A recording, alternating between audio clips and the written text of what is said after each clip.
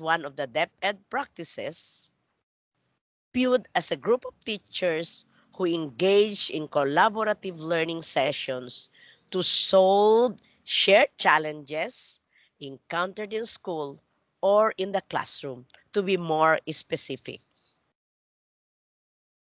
What are the limitations of LAC? Because LAC is intended to be a professional development program, the sales of goods and other merchandise, lending transaction, political and religious meetings, administrative meetings, and other purposes should not be conducted during the learning action cell. Let us go back to the historical concept of LAC. LAC is not a new concept in the department.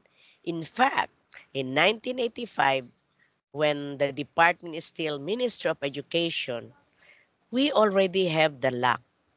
We started it with PRODED and of course the TEPT.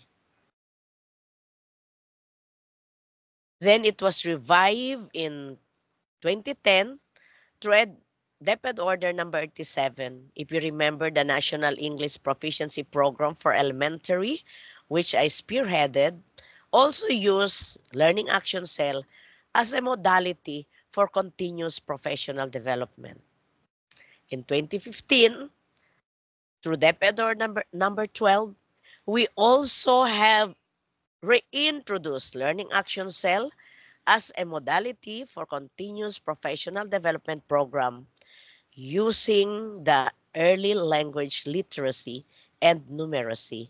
This should be done and facilitated by trained school heads and one K-3 teacher using media-assisted lecture video. Remember this? The ELLN Digital. In 2016, the Department of Education released DepEd Order number 35, known as the Learning Action Cell, that is to be part of the K-12 education program, again as a school-based professional development strategies for the improvement of teaching and learning across all grade levels and subject. So in short, it started in 1985, it was revived in 2012 through the NEP, again rekindled in 2015 through ELLN, and another memo in 2016.